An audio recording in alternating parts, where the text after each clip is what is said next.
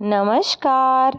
किस्से कहानियाँ with motivation channel में आपका बहुत बहुत स्वागत है।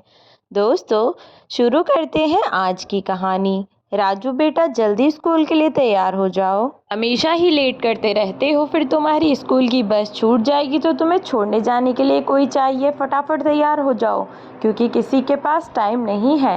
मुझे तुम्हारी दादी को लेकर हॉस्पिटल जाना है, उनकी आंखें चेकअप करवानी है और तुम्हारे पापा भी ऑफिस के लिए निकल रहे हैं। और अगर आज तुम्हारा स्कूल मिस हो गया ना, तो बहुत पीटूंगी। हर वक्त जब देखो तब बस टीवी में लगे रहते हो। इतनी ही देर में राजू अपने कमरे से उछलता कूदता हुआ बाहर आया और बोला, मम्मा मैं तो कब का उठ गया। मैं रेडी तो तब होऊंगा ना जब आप करोगी। मुझे जल्दी से नहला के रेडी कर दो। अब शालू ने राजू को बाथरूम में बिठाया और उसकी स्कूल यूनिफॉर्म लेकर आई। उसे नहलाकर जब वह उसके कमरे में ले जाकर उसे तैयार कर रही थी, तब राजू ने टीवी चला लिया और इधर उधर चैनल बदलने लगा। इधर सालू उसे तैयार किए जा रही थी और उसका बैग पैक कर रही थी। चैनल चेंज करते करते अचानक से राजू बोला, मम्मी नानी देखो ना, नानी टीवी पर आ गई। जब सालू ने सुना तो उसे लगा कि राजू मस्ती कर रहा है। उसकी माँ भला टीवी पर क्यों दिखेंगी। सुबह सुबह वैसे भी बहुत सारे काम होते हैं, सुबह सुबह आप मस्ती करने लग जाते हो। चलो फटाफट तैयार हो जाओ स्कूल। तब जब राजू बोला, नहीं मम्मा सच में, आप एक बार टीवी की तरफ देखो तो सही, यह नानी ही है। जब राजू बार बार जिद कर रहा था तो अपना काम छोड़कर शालू ने टीवी की ओर गौर किया तो पाया कि राजू बिल्कुल सच बोल रहा था। टीवी पर जो औरत दिखाई जा रही थी वह कोई और नहीं बल्कि उसकी माँ थी। यह सब देखकर एक पल के लिए शालू बहुत परेशान हो गई। ऊपर से जब उसने देखा कि यह कोई न्यूज़ चैनल था जिस पर किसी वृद्धाश्रम की खबर दिखाई जा रही थी। जब सालू ने अपनी माँ को टीवी पर देखा तो वह भी चौंक गई और उसने भी अपने पति को आवाज़ लगाई, क्योंकि अभी तक उसका पति ऑफिस नहीं गया था। और वह सालू की इतनी तेज आवाज़ सुनकर दौड़ा हुआ झट से कमरे में दौड़ा चला आया और बोला, क्या हुआ सालू, इतनी परेशान क्यों हो? बताओ मुझे कि क्या बात है। सालू ने बिना कुछ कहे टीवी की ओर इशारा कर दिया। न्यूज़ रिपोर्टर ने वहां उपस्थित किसी अन्य माताजी से बातचीत करना शुरू किया, जिसमें पीछे की ओर बैठी हुई शालू की माताजी साफ साफ दिखाई दे रही थीं। सालू अपने पति से बोली, कमल देखो ना, टीवी पर यह माँ ही है ना, लेकिन माँ वृद्धाश्रम में क्या कर रही हैं? नहीं नहीं, यह माँ नहीं हो सकती। सालू, कमल ने कहा, तुम्हारी मम्मी तो तुम्हारे घर पर है ना, और फिर कल ही तो तुम्हारे भैया से बात हुई थी। तुम रुको, अभी परेशान मत हो, मैं तुम्हारे भैया को फ़ोन कर देता हूँ।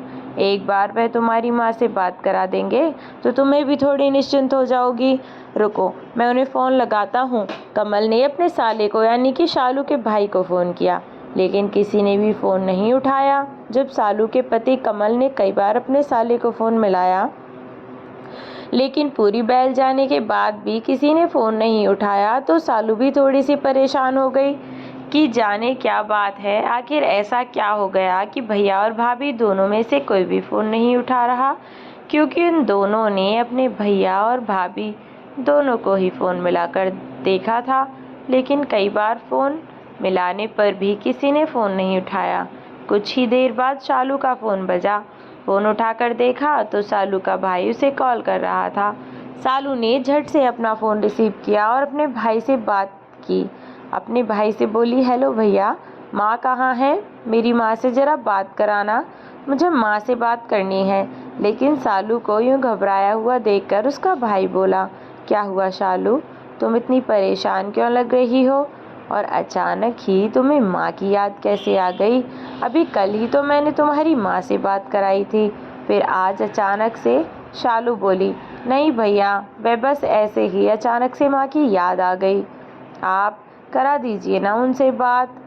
तो सालू के भाई ने कहा कि माँ यहाँ नहीं है, इस समय माँ अभी कहीं बाहर गई हुई है, तो इसलिए अभी मैं तुम्हारी माँ से बात नहीं कर पाऊँगा। थोड़ी बहुत देर बाद में आ जाएंगी तो तुम बात कर लेना। लेकिन मैंने तुम्हें बताया था ना कि माँ की तबीयत थोड़ी ठीक नहीं है, उन्हें बहुत ज़्यादा ज़ुकाम हो रहा है। और इसलिए वह कल भी तुमसे ज़्यादा बात नहीं कर पाई थी। पर कोई बात नहीं, तुम्हारा इतना मन कर रहा है तो मैं तुम्हारी उनसे बात करा ही दूँगा, ठीक है। जब सालू के भाई ने उनसे यह कहा तो सालू बोली, ठीक है भैया, लेकिन याद से जब माँ आ जाए तो आप मेरी बात उनसे ज़रूर करवा देना, ठीक है। अच्छा बाबा, ठीक है, अब मैं फ़ोन रखता हूँ। इतना कहकर शालू के भाई ने फ़ोन रख दिया। अब शालू टीवी पर चलती उस न्यूज़ को देखती रही, लेकिन अब तक वह न्यूज़ भी ख़त्म हो चुकी थी। जब टीवी पर चल रही न्यूज़ भी ख़त्म हो गई और अब उनकी कोई जगह कोई और शो आने लगा तो शालू अब और ज़्यादा परेशान हो गई और वह बहुत ज़्यादा बेचैन थी। वह समझ ही नहीं पा रही थी कि आखिर अपनी माँ से वह कैसे बात करे। और टीवी पर अभी कुछ देर पहले तक जो औरत दिखाई जा रही थी, क्या सच में वह उसकी माँ थी या कोई और? आखिर सच्चाई क्या थी? यदि टीवी वाली औरत सच में उसकी माँ थी तो फिर फ़ोन पर उसे जो बात कर रही थी वह कौन थी? अब सालू ने थोड़ा दिमाग दौड़ाया और उसने सोचा कि जब भैया मुझसे बात करेंगे तो वह भैया को माँ से वीडियो कॉल पर बात करने के लिए कहेंगी। अगर सच में माँ घर पर है तो भैया मेरी उनसे वीडियो कॉल पर बात ज़रूर करवा देंगे। इसमें तो भैया को कोई परेशानी नहीं होनी चाहिए और फिर एक बार मैं माँ को देख लूँगी तो मुझे भी तसल्ली हो जाएगी। यह सोचकर सालू ने अपने भाई को फिर से फ़ोन मिलाना चाहा, लेकिन फिर उसने सोचा कि खामखा उसका भाई कहीं खींच न जाए कि क्यों बार बार शालू फ़ोन किए जा रही है। फिर शालू ने अपने रोज़मर्रा के काम निपटाए और वह अपने भाई के फ़ोन का इंतज़ार कर रही थी। अब तक दोपहर बीत चुकी थी। शालू का बेटा भी स्कूल से पढ़ाई करके आ चुका था, लेकिन अभी तक शालू के भाई का फ़ोन नहीं आया था, जिसकी वजह से वह बहुत परेशान थी। इंतज़ार करते करते आखिरकार शाम के 4 बजे उसके भाई का फ़ोन आया। अब शालू का भाई शालू से बोला, शालू तुम्हें माँ की बहुत याद आ रही थी ना? लो कर लो माँ से बात, लेकिन माँ की तबीयत बहुत ख़राब है और उन्हें बहुत ज़ुकाम भी हुआ है, तो इसलिए उनसे ज़्यादा बात मत करना, ठीक है। जब शालू ने अपनी माँ से बात की तो शालू को अपनी माँ से बात करके थोड़ा अजीब लगा, क्योंकि उसकी माँ की आवाज़ कुछ बदली बदली सी थी। कल जब उसने अपनी माँ से बात की थी तो उस वक्त वह थोड़ा बिज़ी थी। उसने अपने घर के कामों में उलझी हुई थी और उसका ध्यान पूरी तरह से अपनी माँ की बातों में नहीं था। और दूसरी ओर उसके भाई ने यह भी कह दिया था कि उसकी माँ की तबीयत खराब है, बहुत ज़ुकाम है, जिसके कारण उनकी आवाज़ बहुत बदल रही है। लेकिन आज जब शालू ने गौर से सुना तो उसे अपनी माँ की आवाज़ बिल्कुल भी पहचान में नहीं आई। अब शालू अपने भैया से बोली, अच्छा भैया, आपने माँ से तो बात करा दी और माँ की तबीयत ख़राब है इसलिए मैंने ज़्यादा बात भी नहीं की, लेकिन जब माँ की तबीयत इतनी ज़्यादा ख़राब है तो क्यों ना आप एक बार उन्हें वीडियो कॉल पर मुझे दिखा दीजिए।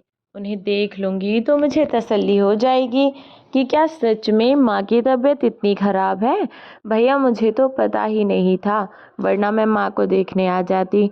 आपने मुझे कल बता दिया होता तो आज मैं माँ के पास आ जाती। तभी कुछ बौखलाता हुआ सा सालू का भाई रजत बोला, अरे नहीं नहीं सालू, इतनी भी जल्दी नहीं है, माँ की तबीयत इतनी भी ख़राब नहीं है कि मैं तुम्हें यहाँ बुला लूँ। बिल्कुल ठीक है, और फिर माँ का ख्याल रखने के लिए तुम्हारी भाभी तो है ही, फिर खामखा तुम क्यों परेशान होती हो। तब सालू बोली, हाँ भैया, यह भी आप ठीक कह रहे हैं, माँ का ख्याल रखने के लिए भाभी तो हैं ही। चलिए कोई बात नहीं, मैं माँ को देखने के लिए वहाँ नहीं आ सकती, लेकिन कम से कम फ़ोन पर तो माँ को देख ही सकती हूँ ना। आप एक काम कीजिए, मुझे फटाफट से वीडियो कॉल कीजिए, मैं फ़ोन पर उनसे बात कर लेती हूँ। फिर खुद ही बोली, सॉरी भैया, मैं तो भूल गई कि माँ की तबीयत तो ज़्यादा ख़राब है ना, मैं उनसे बात नहीं करूँगी। आप दूर से ही माँ को दिखा दीजिए, मुझे थोड़ा सुकून मिल जाएगा। अब रजत बात को घुमाता रहा और टाल मटोल करता रहा, तो सालू ने अपने भाई पर जोर देते हुए कहा, भैया आप तो ऐसे कह रहे हैं जैसे माँ कहीं और है और आपने किसी और से ही मेरी बात करा दी हो। अरे भाई, हद होती है, अपनी माँ से ही बात कराई है ना आपने मेरी। जब माँ आपके पास है तो आप उन्हें दिखा नहीं सकते क्या? जब सालू ने थोड़ा जोर देकर अपने भाई से कहा तो रजत भी मजबूर हो गया और बोला, अरे शालू, कैसी बात करती हो, माँ से ही बात कराई है और माँ यहीं मेरे पास है, रुको अभी वीडियो कॉल करता हूँ। रजत ने शालू को वीडियो कॉल किया तो शालू ने अपने भाई को जब देखा तो उसके चेहरे से साफ पता चल रहा था कि वह बहुत घबराया हुआ है। नॉर्मल से मौसम में भी उसे पसीना आ रहा था। शालू को वीडियो कॉल पर यह तो साफ दिखाई दे रहा था कि उसका भाई बहुत घबरा रहा है, लेकिन क्यों और वह इतना डर रहा है, आखिर किस बात से? क्यों उसका भाई नहीं चाहता था कि शालू अपनी माँ से बात करे? इन सारे सवालों को अपने दिमाग में लिए हुए शालू ने अपने भैया से कहा, भैया भाभी ठीक है ना, लाइए भाभी से भी बात करा दीजिए। चलिए छोड़िए, पहले माँ से बात करा दीजिए, या फिर माँ को ना आप बैक कैमरा करके मुझे ऐसे ही दिखा दीजिए, मैं उन्हें दूर से ही देख लूँगी, उनसे बात नहीं करूँगी, ना ही उन्हें डिस्टर्ब करूँगी। शालू ने अपनी माँ को देखने के लिए कहा तो रजत ने बैक कैमरा ऑन करके अपने सामने पड़े हुए बेड की ओर कर दिया, जिसमें कम्बल ओढ़कर कोई लेटा हुआ था। रजत बोला, लो देख लो माँ को। माँ को बहुत सर्दी लग रही थी, इसलिए मैंने उन्हें दवाई देकर सुला दिया है।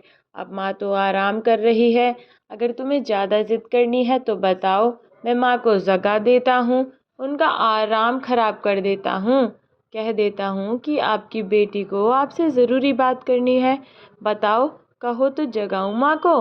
तब शालू बोली, हाँ भैया जगा दो, कोई बात नहीं। शालू ने जब इतनी बात कही तो रजत के मुंह की हवाइयाँ उड़ गईं, जैसे उसकी कोई चोरी पकड़ी गई हो। फिर शालू हंसते हुए बोली, अरे भैया आप तो डर गए, मैं तो मजाक कर रही हूँ, मैं भला अपनी वजह से माँ को क्यों परेशान करने लगी? आप एक काम कीजिए, आप माँ को आराम करने दीजिए, मैं कल सुबह माँ से बात कर लूँगी, ठीक है? या फिर जब वह ठीक हो जाए तो आप खुद उनसे मेरी बात करवा दीजिएगा। शालू ने रजत से बात की और फ़ोन रख दिया। शाम को जब शालू का पति कमल ऑफिस से वापस लौटा तो उसने सारी बात अपने पति को बताई। कमल को उसने सब कुछ बताया कि कैसे जब उसने अपनी माँ से बात करने की ज़िद की तो रजत उससे बात भी नहीं कराना चाहता था।